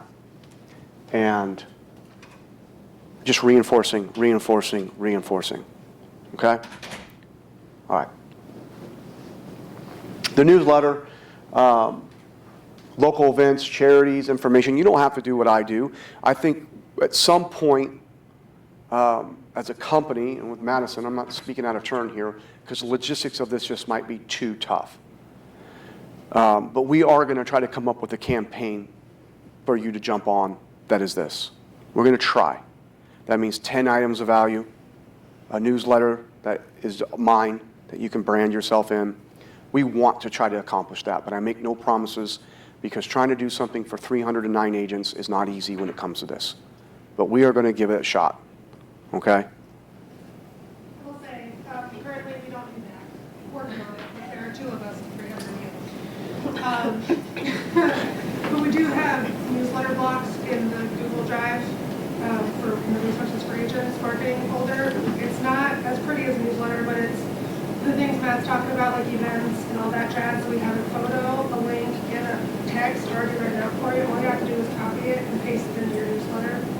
So it's doing some of the legwork for you. You do have to do the whole copy and paste thing, but I believe it can do that. Yeah. That's out there, and I don't think really anybody uses it, so check it out. Yeah. So my goal this year is to do the A clients, do the 2 pop buys, do 4 networking events, do my newsletter, and then maybe try to get on a postcard campaign with creative concepts. And that'll be at least 3 touches a month. You know, I like their postcards. They're very professional and they got good content in them. So, and I'm not a big believer in postcards, but I do believe in touching people with relative information that they find useful and valuable. Okay? And you personally deliver everything? You go to their house? I did 55 of them New Year's Eve and New Year's Day. 55 of them. I did a basket of, my buddy had Barntown beer in there. I had Tamia's make Wanda's. I had my buddy do Brown Dog's Farm. He makes a hot sauce. And I had my buddy that we opened a restaurant together. He made jars his own sauce. It was in there as well. Little basket, card, dropped off 55 of them in 2 days. And it sucked. But what sucks, it's like, here's what you find yourself doing. This with the pumpkins too. You hope to God you don't see them, but then again, the whole point is to see them. So you end up seeing them, and you end up bringing you in, and you end up, hey, they did this at the house and stuff. And it is good to see them. I don't mean that. It just means you're trying to get to a lot of people, And one person can take half hour of your time. But honestly, that's the goods of the whole thing. That's the goods. You know, we had a new baby. Oh, you know, look at the baby, look at the baby. You know, so it is the goods of it. Now, a lot of them I left it on their front porch, and then I would text them, say, hey John, yeah, it's like, hey, I just dropped by your house. I left something, and it was cold. I'm like, there's beer on there, so I don't want it to freeze, but you know. Yeah. So, and then a lot of people are there, and you get a chance to see them, and it is wonderful. It just takes up more of your time, makes you more hours you have to do. You know. So are you knocking on the door, ringing the doorbell? I'm actually calling them on the way there. I'm like literally like the next person up. Like obviously, I try to geographically do it like you're showing houses. But I'll call them up and say, hey, Allison, it's Matt here. I'm over by your house. I have a gift basket for you. I just wanted to show, to tell you how much I appreciate all your past business and support.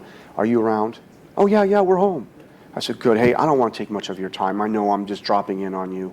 No, come up, Or they'll say, no, we're not home. So you think we'll be back in an hour. Okay, I'm just going to leave it on your front porch. Okay. But the pop buys are big because it's the ROI of face-to-face. It's ROI, you thought about them. And this was really cool because it was like in the spirit of what Jenny did too, it was all local goods. So I had people text me like, man, that hot sauce is fantastic. Like, I tell them where to get it. Then I also would copy and paste the guy that makes it. Say, hey, here's what people are saying about your product. And that made him feel good too. Okay. You can also use a newsletter just about people that are in your passions. Whether it's cars and it's all about cars, and you have a group of people. If it's, whatever it is, you can create your own newsletter. But we will try. The thing with the newsletter and trying to do this for all you guys is we'd all have to be in the same CRM, which would mean even if I'm using Constant Contact, at some point we'd all have to move to Lead Street. You'd at least have to have all your contacts in that format for us to be able to do something to send to you that you could individually brand. So that piece of it's probably a little easier than trying to get 3,500 A clients of gifts of value and things like that out. But we're going to try to figure it out. It'd be something you would have to invest in. It'd be a campaign by like December 15th. You would know what we're sending into 10 months. You'd have to pay for it, on your monthly bill, and it'd be something you'd have to commit to. We're going to try. No guarantees. Okay, but me and Madison in the group will give it our best effort.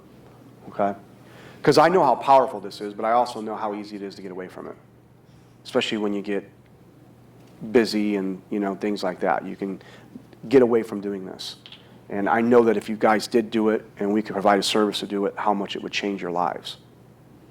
Okay, moving on.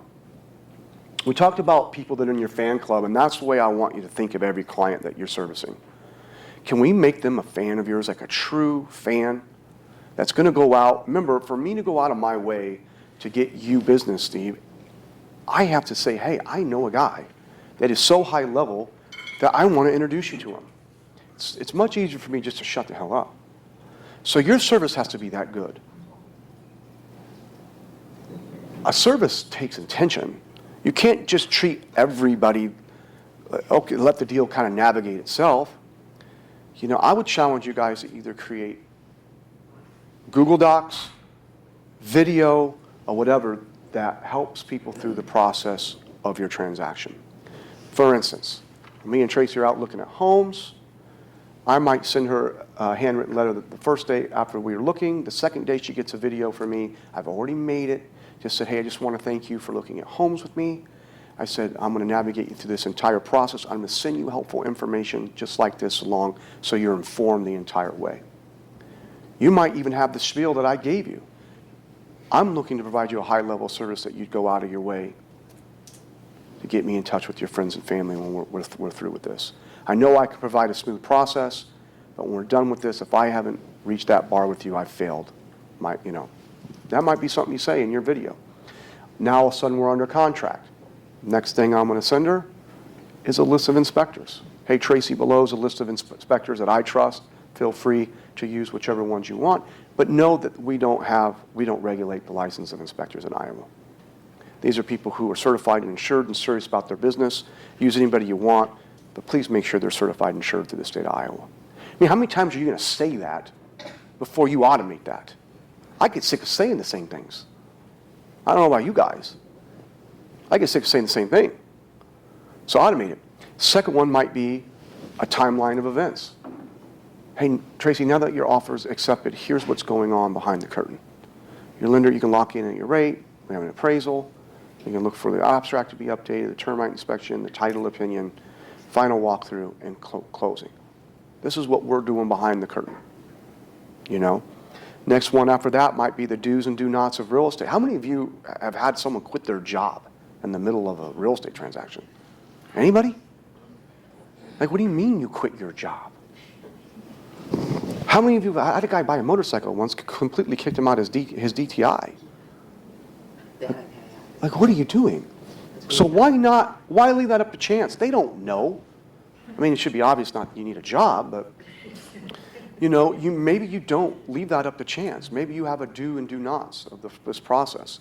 Do not, how many of you had someone make a deposit and they couldn't source it? Do not make a deposit that can't be sourced through a paycheck. Do not go pull out credit, even for new furniture. There's plenty of time for that afterwards, or take credit out. Do not take any new lines of credit out at all. Do not quit your job. I know that sounds crazy, but do not quit your job.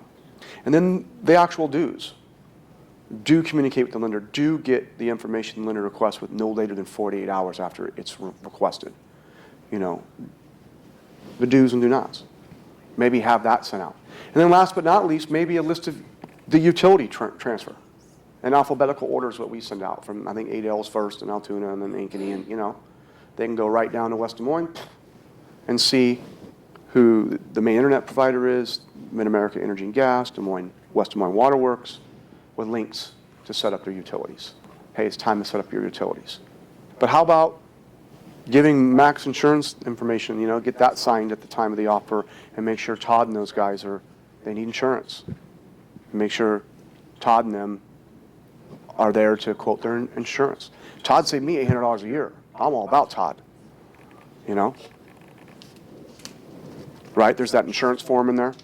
All it is signing that they're going to receive a quote. They're not signing up for any insurance. Just have them give them 3 or 4 quotes.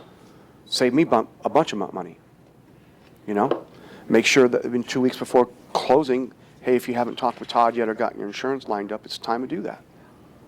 Automate this stuff. Make it professional. Make it personable. You notice that when I was saying this to Tracy, not once did I mention her name. Because I'm going to use it over and over and over and over again. I can't do it new video, otherwise I just might as well have the conversation. Right? She felt like it was personal though, right?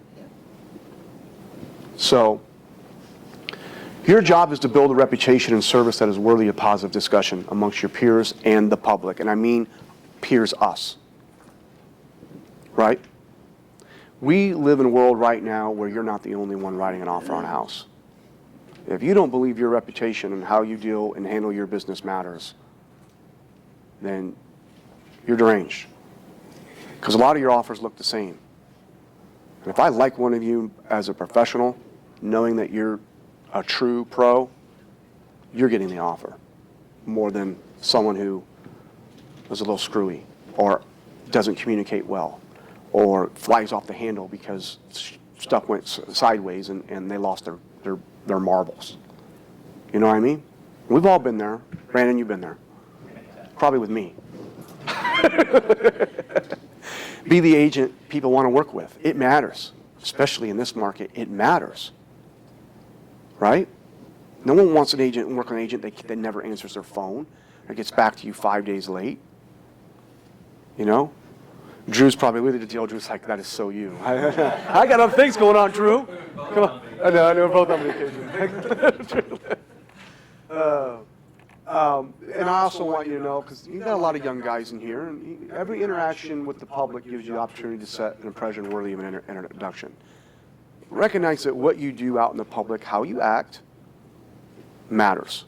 You represent yourself and your family, first of all, but you represent this company too. And we will protect this brand in that light. Okay? So make sure that you're out there doing good things. We all like to have fun and everything like that, but you are an extension of us, we're an extension of you, and be worthy of that. Make your families proud. You are your brand everywhere you go. You can't hide from it. Okay? Cultivate an image that connects and draws people to you. How you treat people and make them feel, the way you dress, your social media profile, interactions, that all plays into your image. You're cultivating something, a brand. You are your own brand.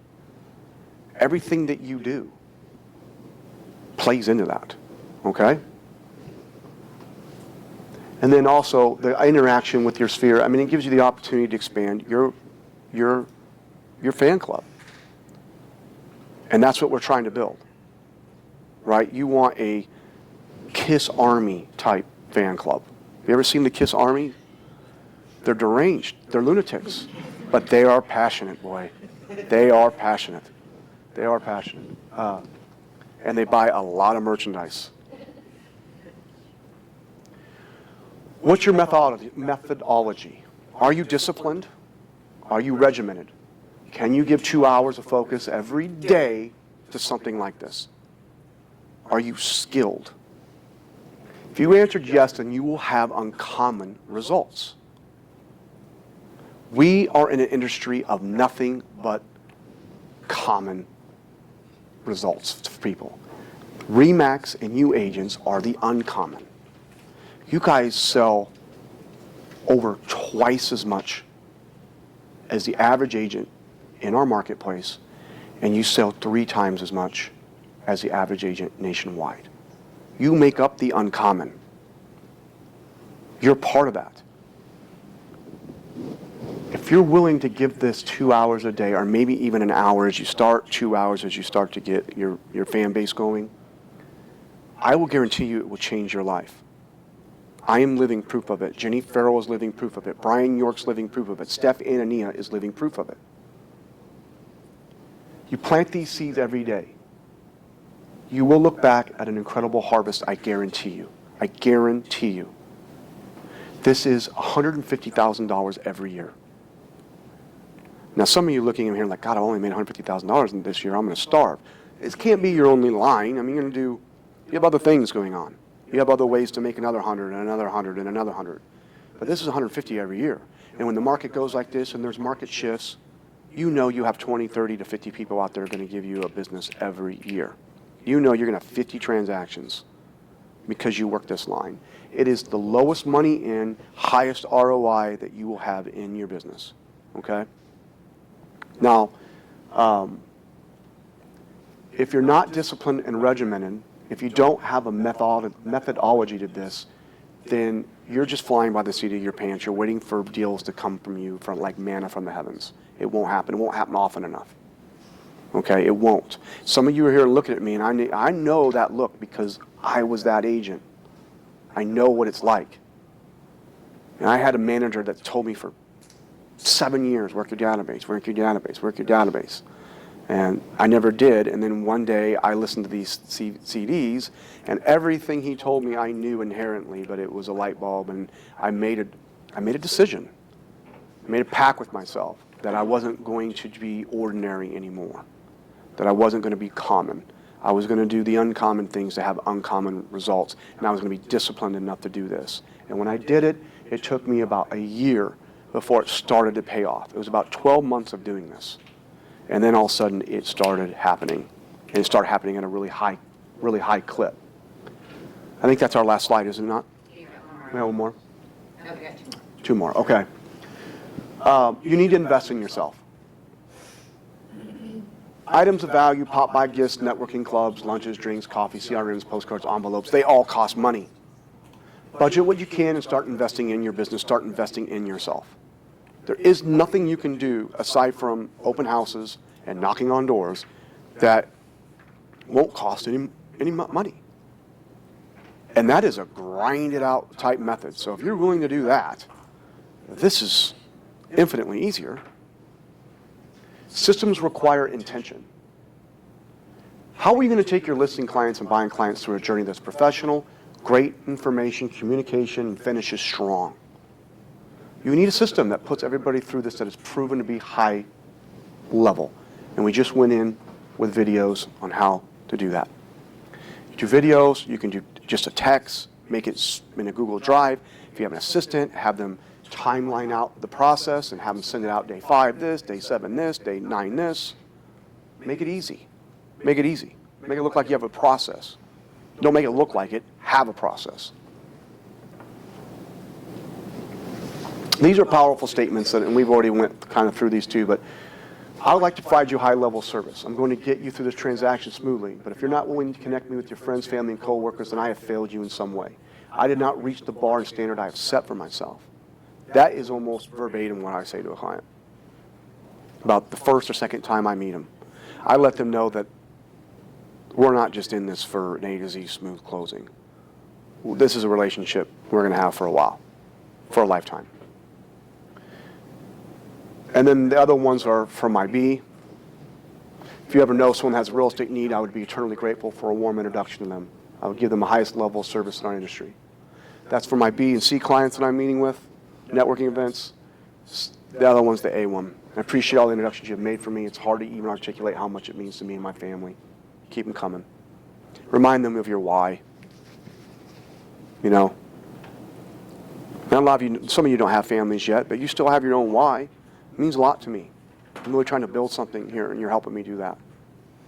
I'll be eternally grateful for that. You know, whatever you need, I'm here. Okay? Now, here's the kicker before I switch gears on you. People will refer people to you because they like you and know you and love you when you're starting this campaign. They will. They'll do it as a favor to you. But if you take that referral and you give them such a high level of service, that referral goes back and tells those person how instrumental you were in that transaction, how thankful they are. They were able to get you in touch with them. That mind shift changes. They no longer refer people to you because of favor to you. Now they do it as favor to the person they're referring to. Why would they want anybody else, their friends and family, coworkers, to have a different experience than that referral that they gave you? It is so important to have a high level of service with your referrals because it sets the whole thing on fire. That one person who referred to you is now going to be us. They're going to be on their soapbox. They're going to be a soundboard for your business because their friend, their family, whatever, had such a great experience with you. And they reiterated that to them. And if you end up doing that housewarming party, guess who's there? The person that referred you to them. And they see how well you connected with them. And now you have 2 people there that are talking about you to the other 40 that are there about how high level you are. You don't think that's impactful? Let me ask you something. Let me ask Bob, because you work new construction, you're always working that. Would you rather work with someone who was referred to you and has already sold you as the guy that you are? Or are you always trying to work that value, that new construction open house? Be careful, Tammy's behind you. But you always have that, yeah. As he's like, yeah. But you know what I'm saying though, right? I mean, someone that's already sold you, that already trusts you, that's over with. Now it's just you being Bob, being the high-level guy you are, you're a knowledgeable guy, taking them through your process. Versus, you know that open house or that Zillow lead? I got to do a lot of work to build that trust. You know? I got to do a lot of work. There's that wall there. You're a salesman. I'm a consumer. Stiff arm. You know, versus my buddy who told me about this, you know, hey, this is guy's number, he's expecting your call. I already told him all about you. I pick up the phone and we'll talk 20 minutes about life, and then the last 5 minutes we'll come up with a plan of how we're going to get to his house. You know, that's the difference. And I guess what I'm trying to say is you'll enjoy your life a lot better when you're working with these type of people. The Zillow lead, the Realtor.com lead, they don't care about you. They'll trade you in tomorrow for a better deal or a cheaper deal. You know, open houses at least gives you a minute to connect, but even there, they're not committed to you. They'll go out to the next development and buy through somebody else just as quick as you thought you were getting along with them. You know, Tracy, I hope you don't mind me sharing this. Tracy had somebody last night buy for sale by owner. Her buyer paid her commission. How valuable do they think that buyer is? Or how valuable do you think that Tracy is to that process, their relationship? How many of you can say that? This was, I imagine, a friend or something, right? It was a repeat client. So I'm not saying don't chase the online leads. That's a revenue of business that you can make a lot of money off of. But you won't enjoy it as much as this. You won't build a fan club as quickly as that. Okay? I hope you guys got something out of this. I'm going to switch gears on you, okay? I did a video yesterday. I know we're having challenges in our market with low inventory. I know we're having challenges in our market with multiple offers. And there's a couple strategies that I want to teach you that maybe you got to get more inventory for yourself if you're willing to employ them. They're not the easiest. Unfortunately, I don't have an easy button for this, okay? But for those of you that are experienced in the business, send out 5 CMAs a day. Connect with, and it's another way to connect with your people. They say, hey, Shannon, we're looking for houses like you have in Urbandale. I was doing a quasi-market analysis on your house. I think it would go for X and X amount of dollars. First of all, it's a touch. Second of all, they're probably going to be shocked what they're going to get for their house. They have no idea. It's probably $40,000, $50,000 higher than they think they can get.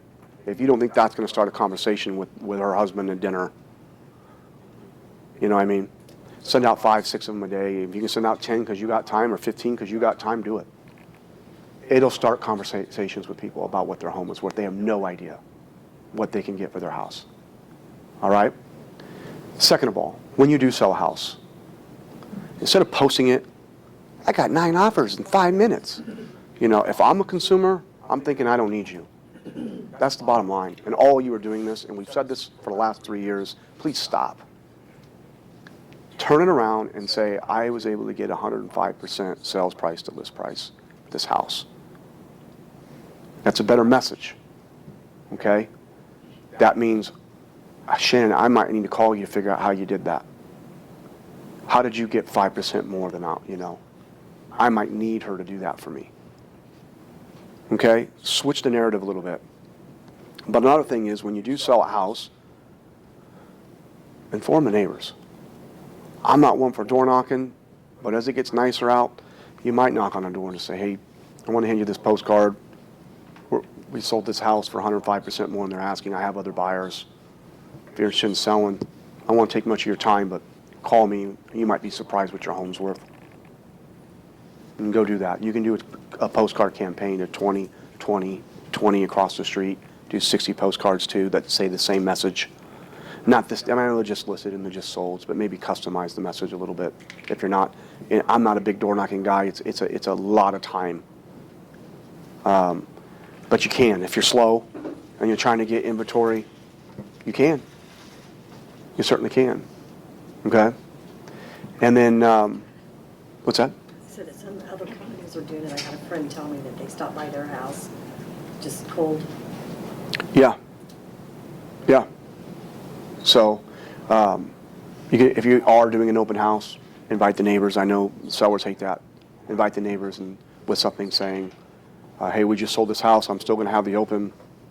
Come by so we can talk about what your home's worth. We have buyers for it. You're going to be surprised. You know, you might do something like that. Instead of trying to go to 60 neighbors, put yourself in one spot and see if the neighbors come to you. Also go back a couple of years ago on expired listings and then look to see if they never sold it. If it's in a neighborhood someone wants, I've done that, knocked on the door and I sold it. I was just getting to that. We did the same thing. I had a buddy, we weren't able to sell his home 2 years ago. It was overpriced. They're not overpriced now. So go back to the expireds 2, 3, 4 years ago, cross-reference the assessors, make sure they didn't sell it on their own or something like that, but give them a call and be like, I realize you didn't sell your home, but in the market we're in now, if you're still needing it, I think we can make that happen. Okay? There's going to be a shift coming. I just don't know how fast it's coming. You see interest rates trending upwards, and I think we're going to see that. They have to. And a lot of people, no, the 2.8, we love it. No, we don't. There's refis. People are staying put. New construction's expensive. Lot sizes are smaller. Lumber's up. People are saying, why am I going to go buy a house that's 500 square foot less than mine? I can just stay here, refinance it, and either add on or remodel. So as interest rates start to climb, what you're going to see is a leveling of sorts between a buyer's and a seller's market, which obviously we know we're in a seller's market. There will be an initial correction. There'll be initial shock to the market. Everybody's going to think the sky's falling in. It's not. It will for a minute, and then it'll start to balance out, and then you're going to sell more real estate than you ever have. All right, when there's an even market between a buyer and seller, it is the best market. I can say that because I've been in a lot of different markets: seller market, buyer market, level market, and everything in between. There'll be more inventory to choose from. Therefore, prices will start to level out, and your buyers won't have to make a hasty decision in 30 seconds trying to get in the house. Okay? You won't be competing against 15 other offers, which makes your time more valuable. Or, you're not, by the time you show 10 houses and finally find one you make an offer on, lose out on 9 offers, and find another 10 houses and lose out on one. Finally, the third one, the buyer goes so damn high because they're tired of looking at houses as much as you are. And, you don't have to do that anymore. You're showing 10 houses, selling it, moving on to the next buyer. Okay? And people will always have a need to move. Death, wedding, baby, the relocation, job transfer, or, job downsizing, upsizing, whatever it is, getting in a new school district, whatever it is, people always have the need to move. And Des Moines has been such an attractive place for people to move into, so we got that as well. So be prepared for the shift. I invite all you guys to do this. I look at you, and here's the reality of it. This is the honest to goodness truth. And this goes for everybody who's still online too. 5 of you are going to do this. And the rest of you, 50 here online, aren't going to do anything about it. And when you call me and you tell me, my business is down, I don't know what to do, I'm going to ask you if you employed this. And if you tell me you didn't, and I know you're here, I'm just going to hang up on you. No, I'm kidding. I wouldn't do that. I wouldn't do that. In my mind, I want to, though. Trust me. Because I know if you do this, you won't have that phone conversation with me. You won't need to. Okay? We can move on to the next pillar of business that you need to work on. Okay? We don't have to do this anymore. Okay? How many of you will commit something like this? Aversion. Raise your hand. I see a lot of hands raised. New construction agents, just humor me and give it a shot. How many homes have you sold in your career? Oh, I'm a newer agent and I. No, I'm sorry. Brandon's behind you. Oh, okay. Yeah. Take a shot. Swing from the hip. I know what you did last year volume-wise. I have no idea. And you've been, and obviously Brandon Wynn's new to our company. He's been around for a long time. He's been primarily a new construction agent. He sells a lot of houses. It's very pleasant to work with. He's a very good guy. But I know from new construction, they don't do this. Jerry's doesn't do this. Tammy's already admitted she hasn't done this. But he's missing $10 to $15 million of business every year. Now, maybe he makes so much money he don't need anymore. And we just, You're 100% right. I mean, that's been a long construction for, this is my 18th, 19th year doing this. And it's shocking to sit back and think of how many people you work with over the years that you don't do this and you missed out. And then you see 3 or 4 years down the road, they sold to someone else or bought another person. But you're so mind focused on that next new construction sale. I have implemented half a year program in my program over the last probably 6 to 8 months because of things changing from going from one builder to another builder and things like that. And it has paid off. I give people a call. I was just texting a guy I sold a house to in Valley Junction 2 years ago. He's like, look, everything in Valley Junction is selling. I'm ready to buy something different. Let's go buy something new construction, get this one sold. And that's all based off of just going back and sending postcards. So that's what I do is postcards. So I do the I have a buyer looking for your house, and stuff like that. I do that, or I've been mailing, going back and following up with people. Hey, I sold a house in your neighborhood. Let's see what yours is ready for. So one step that I like of yours is I only send out 25 to 50 postcards, but if I couple that postcard with 2 weeks later your CMA idea you have, I think that's a good second touch and a good way to get those people in the neighborhoods to actually call you. yeah. We need more inventory. And Danny, Blake, Tricia, you guys that work new construction, Drew, this is not up to your builder to do this for you. This is another value that this is not up to Tammy to set this up for you. This is up for you to do yourself. You know, Jamie's feeding you business, and Ellerman's got you guys in product. It is up to you guys to do this yourself, and for your team. It's bring the value back, okay? If I was a new agent and I didn't have any business, Tammy, I'd be locking all you guys, like, listen, you guys just give me your list, I'll just farm your past clients. All right. Yeah. Yeah. Yeah. Every time Denny sells a house, he'd be like, listen, he's never going to talk to you again, so now I'm in here play here.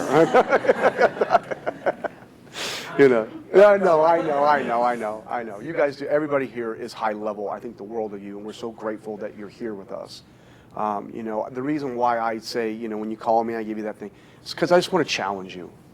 I had to be beaten over my head 8 years to do something like this, and there's no reason to do that. Start with 10 people, start with 20 people. I mean, just give it a shot, see what happens. You know, start small and work your way to bigger and better things. 10 people give you referral in a year, and it's 50, 60 grand you're going to make. Build on that. If those 10 people gave you 10 people, if you gave them a high level enough service now, you should have 20 people. Now we're going to make 120. The average commission is probably 4 to 5 grand, right? I mean, so think of it like that and just build and build and build.